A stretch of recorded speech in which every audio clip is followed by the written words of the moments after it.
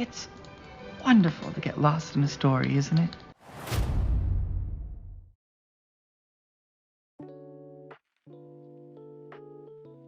Some of the most influential stories, whether they're books, movies, or television shows, the ones that develop cult followings and stay with people for years, usually have one thing in common. They know how to emotionally engage their audience. Personally, there's little I enjoy more than being so emotionally affected by fictional characters and events that I temporarily forget the mundane problems of real life. There's something cathartic about it. But emotional storytelling doesn't always work just because something tragic happens. Some stories know how to build emotional impact and some don't. Not every attempt succeeds. And just like a good whodunit mystery needs a resolution that feels unexpected, while also making you feel like the answer was right in front of you the whole time, major emotional moments in storytelling also have to feel earned. What I mean is, yes, you could kill off a character by suddenly having them hit by a meteor no one ever mentioned before. That would definitely be unexpected, but it wouldn't exactly feel satisfying in narrative terms. That's why I like to revisit some of my favorite movies and TV series and try to understand what storytelling strategies writers used to emotionally engage their audience so effectively. Buffy the Vampire Slayer is a great show to examine through this lens, and not just because it's amazing. As a piece of long-form television storytelling, it gives us the chance to notice certain storytelling patterns and techniques repeating over time, and they repeat because they work. In this video, I'm going to talk about several major Buffy events that follow a very similar structure. When the show takes something away, a beloved character for example, there is a formula in how it occurs. The emotional impact isn't created by this single shocking event, it is built gradually throughout the entire emotional journey leading up to it. The characters, and the audience with them, go through fear, tension, uncertainty, and conflict within that storyline. But only after all that struggle seems to finally be resolved comes the final blow. The writers make sure that right before it happens, we're lulled into a feeling of security and a well-earned happy ending. This kind of storytelling setup always serves the same purpose: to deliver a harder and more surprising emotional punch. The loss doesn't just feel sad, it feels cruelly close to happiness. This emotional layering is what makes it so impactful and real. For the purposes of this video, I'm going to call this the almost effect. Let's examine the 4 Buffy examples where we can clearly see this technique at work. Almost number 4. Death of Jenny Calendar. Ah yes, the grown-up romance of Buffy the Vampire Slayer. Early in the series, Giles and Jenny Calendar's relationship lets us see a completely different side of our usually composed and reliable watcher. Up until this point, Giles is mostly presented as the responsible, intelligent, slightly stiff authority figure of the group. But around Jenny, we suddenly get to see this softer, awkwardly charming version of him. Her flirting brings out something almost boyish in Giles, and it's genuinely adorable to watch. See if I can make you squirm. From the beginning, their relationship is interrupted by conflict and external events. First, Giles unintentionally puts Jenny in danger because of a demon he and his old associates created in their youth. After this frightening experience, and disappointed by Giles' lack of honesty, Jenny pulls away from him and the relationship becomes strained. Then, just as things begin improving between them, the Angela storyline happens. Buffy and the others discovered that Jenny played a role in the curse that caused Angel to lose his soul again, and that she hasn't been entirely honest about who she is. Even though Jenny never intended for any of this to happen, the betrayal still cuts deeply, especially for Giles, whose loyalty to Buffy makes forgiving Jenny even more difficult. So once more, the relationship falls apart. Again, it takes time for things to improve between them. Buffy herself eventually pushes Giles toward reconciliation, even though she personally hasn't forgiven Jenny. She simply doesn't want him to be lonely and she knows he misses her. And at last, after all the tension and heartbreak, after Jenny's declaration of love, we get to see Giles hopeful again, happy again, vulnerable again. Finally, the path seems clear. The misunderstandings are behind them. Love is actually happening.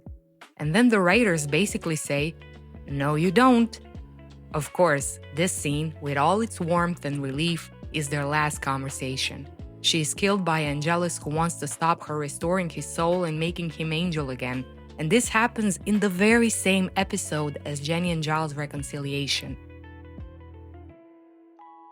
I just want to point out Anthony Stewart Head's acting in their very last scene together, in their final conversation. Good. This level of cuteness isn't there by accident.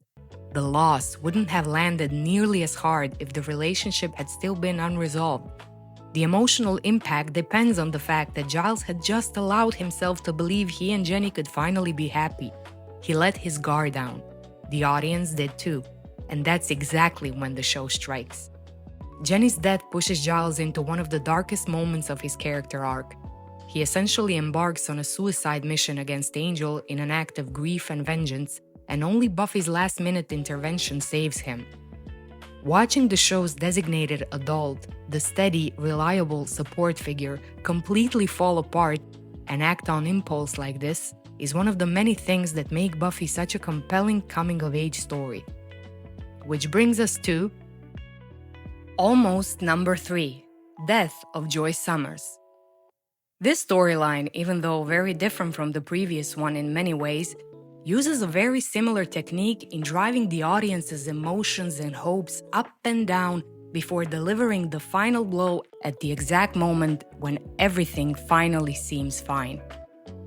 Joyce first scares everyone with a sudden collapse, but initially it doesn't necessarily seem like the beginning of a major storyline. In fact, the show even distracts us with Riley's heart condition discovered while everyone waits for Joyce at the hospital.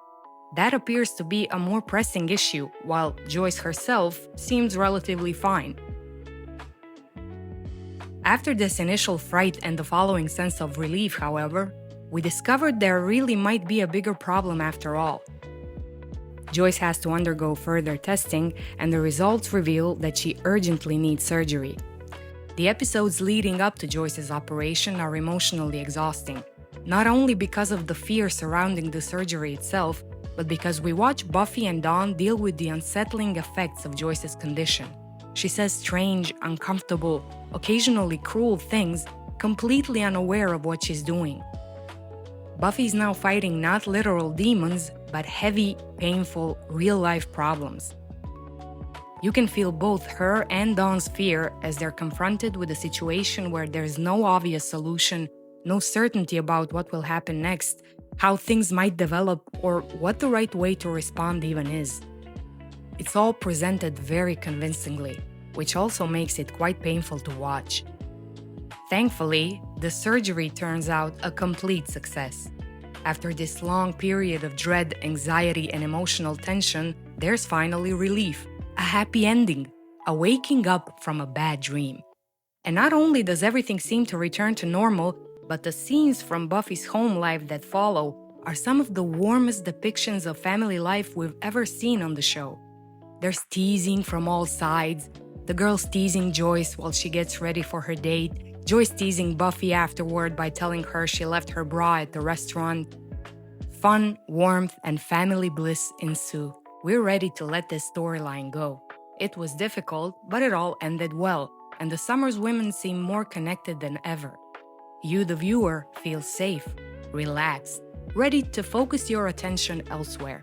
And you should. Haven't you heard? There's a much less emotionally exhausting storyline involving some guy's robot girlfriend. Just move on. Everything's fine.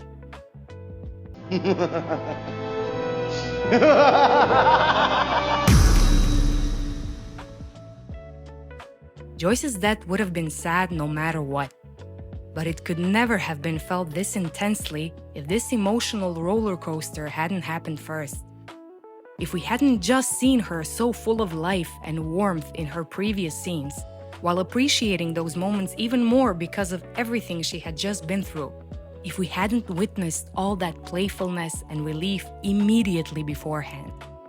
Her death also marks the beginning of an entirely new phase of Buffy's life, one where she no longer has parental support and is suddenly forced into a parental role herself for Dawn.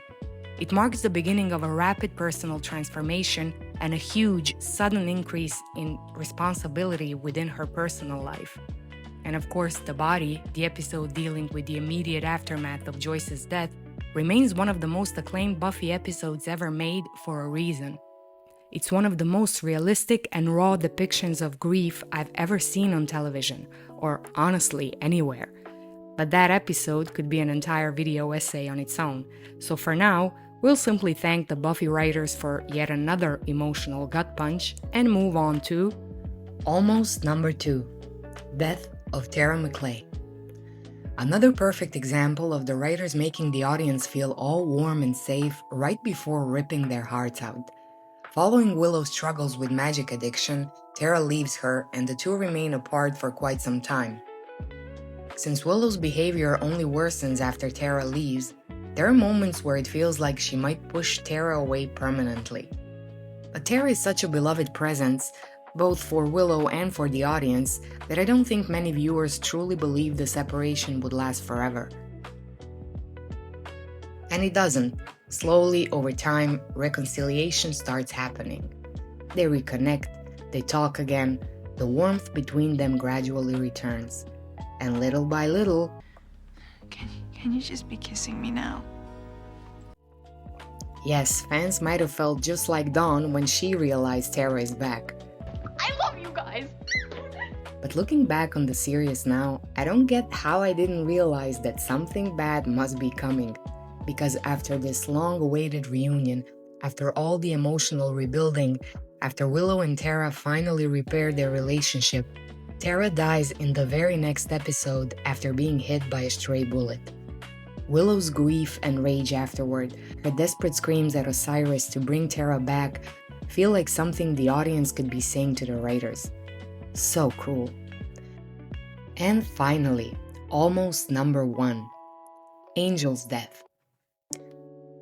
This is the example that establishes the bittersweet emotional formula Buffy would continue using throughout the series. I remember this period vividly. I was in 7th grade, and one of my friends and I waited every Tuesday to see how things would resolve. When Angel lost his soul in Season 2, I was shocked. I did not see it coming. And after that initial shock, there seemed to be only 2 possible outcomes. Either Angel's soul would eventually be restored, or Buffy would have to kill him. And then the show keeps delaying the resolution. More episodes pass, more waiting, several filler episodes before the finale, until finally an episode begins with "Previously on Buffy the Vampire Slayer," and it announces the continuation of the Angel story. And as we know, instead of opting for one of the obvious resolutions, the writers combine both into the most painful outcome imaginable. Buffy had already accepted that she might have to kill him, but she had prepared herself for killing Angelus, the monster who had tortured her and everyone around her for months. Having to kill Angel in order to save the world, mere seconds after his soul was restored, after she finally got him back, that's something else entirely. Since we'd been watching Angel as the villain for half the season, simply having Buffy kill him wouldn't have been poignant enough. It wouldn't have created the same emotional impact or the same sense of loss as briefly returning him to his former self just moments before he has to die. This is made even more painful by the fact that he has no memory of what happened or what he did or what's going on as he sees his lover shove a sword through his heart and then watch him die. As these examples show, emotional impact in storytelling isn't just about what happens, but also about the way events are structured and delivered to the audience. I talked about emotional manipulation as a storytelling strategy in my previous video, and I really think being emotionally manipulated by a movie, television show, or a book is one of the best experiences storytelling can offer. I mean, I've forgotten God knows how many events from my own life, but I still remember how excited my Buffy pal and I were while all of this was unfolding. And while the almost effect certainly isn't the only storytelling technique available to writers, Buffy demonstrates again and again why this particular structure is so effective during major emotional turning points. These moments remain unpredictable while achieving something emotionally complex, a strange combination of hope, comfort, grief, and loss all at once. And creating that kind of layered emotional response is a storytelling skill absolutely worth observing, discussing, and learning from. If you enjoyed this video and want to see more discussions and analysis like this, subscribe for more.